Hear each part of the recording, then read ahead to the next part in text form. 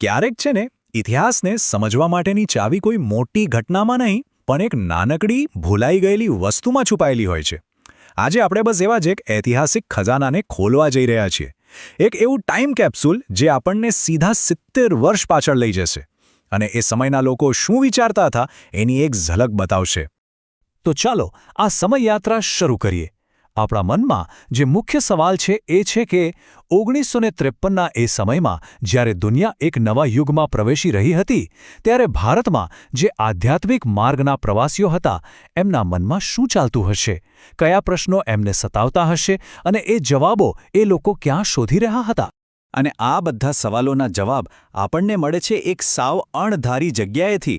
April 1953ની એક જૂની હિન્દી પત્રિકા જેનું નામ છે સ્વર્ણ સુક્તિઓ એની વિષય સૂચિમાંથી. સાચું કહું તો આ ખાલી લેખોની યાદી નથી પણ એ સમયના લોકોના વિચારો, એમની જિજ્ઞાસા અને એમની આશાઓનો એક જીવંત નકશો છે. ચાલો આ નકશાને જરા નજીકથી જોઈએ. આ વિષય સૂચિ પર નજર નાખતા જ જે પહેલી વાત મારું ધ્યાન ખેંચે છે એ છે પ્રાચીન શ્રદ્ધા અને આધુનિક જિજ્ઞાસાનો એક અદ્ભુત સંગમ. એવું લાગે છે કે જાણે આ પત્રિકા પરંપરા અને પ્રગતિ આ બંને વચ્ચે એક મજબૂત પુલ બનાવવાની કોશિશ કરી રહી હોય. અહીં જુઓ, આ કેટલું રસપ્રદ છે. એક તરફ લેખ છે મંત્રબળથી રોગ નિવારણ, જે આપણી ઊંડી શ્રદ્ધાની વાત કરે છે, અને એની બરાબર સામે જ બીજો લેખ છે ગંગાજળનું વૈજ્ઞાનિક મહત્વ, જે સીધો તર્ક અને વિજ્ઞાનની વાત કરે છે. આ બંને વિષયોનું એક જ જગ્યાએ હોવું એ સાબિત કરે છે કે તે સમયના વાચકો શ્રદ્ધા અને વિજ્ઞાન બંનેને સમજવા માટે કેટલા ઉત્સુક હતા. અને આ વૈવિધ્ય અહીં જ નથી અટકતું. જુઓ, એક બાજુ ઈશ્વર અને તેની પ્રાર્થના જેવા આધ્યાત્મિક વિષયો છે, તો બીજી બાજુ યોગી અરવિંદની અમૃતવાણી જેવા ગહેન દાર્શનિક વિચારો પણ છે. અને આ બધાની સાથે સાથે માટીની કુદરતી ચિકિત્સા જેવા રોજિંદા જીવનના વ્યવહારુ ઉપાયો પણ છે. આ પત્રિકા જાણે જીવનના દરેક પાસાને સ્પર્શી રહી હતી. આના પરથી એટલું તો સ્પષ્ટ થાય છે કે એ સમયના લોકો શ્રદ્ધા અને વિજ્ઞાનને દુશ્મન નહીં પણ મિત્ર માનતા હતા. અને આ જ વિચાર આપણને સીધા લઈ જાય છે બીજા વિભાગ તરફ.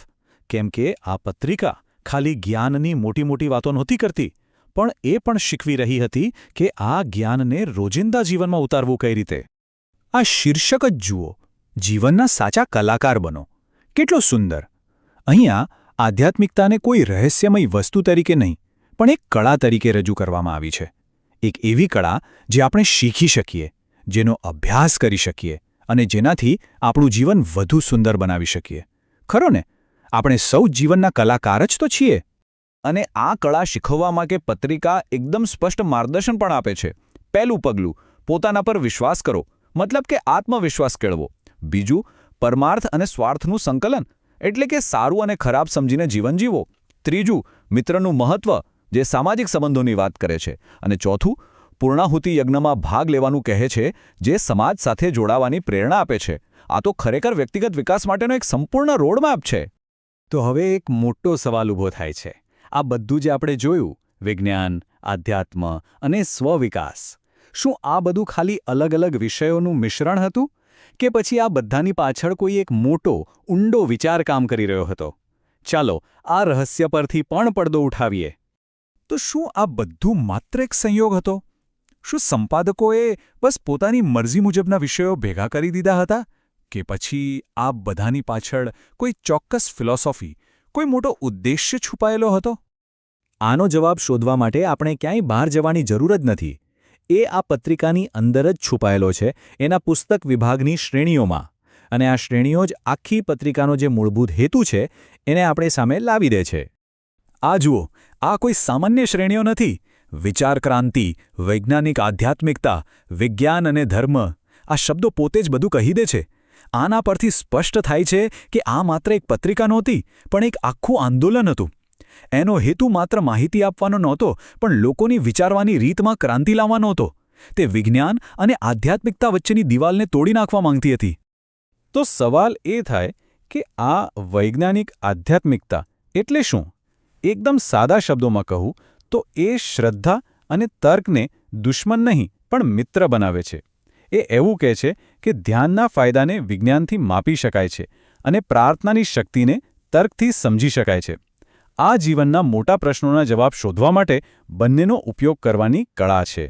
એટલે હવે એક વાત તો એકદમ સાફ થઈ ગઈ છે. 1953ની આ પત્રિકાનું વિશ્લેષણ એ સ્પષ્ટ કરે છે કે આ માત્ર એક સામયિક નહોતું. આ એક મિશન હતું. એક એવી વિચારધારાનો ઢંઢેરો હતો જે લોકોને પરંપરા અને આધુનિકતાને જોડીને એક વધુ સંતુલિત અને સાર્થક જીવન જીવવા માટેનું આહ્વાન કરી રહ્યો હતો. અને આ બધી ચર્ચા આપણને એક અંતિમ અને બહુ મહત્વના પ્રશ્ન પર લાવીને ઊભા રાખે છે. આપણે આપણા જીવનમાં શ્રદ્ધા અને તર્ક વચ્ચે સંતુલન કેવી રીતે શોધી શકીએ? આપણે પોતાના આધ્યાત્મિક વિકાસ અને વૈજ્ઞાનિક પ્રગતિને એકસાથે કેવી રીતે જોડી શકીએ?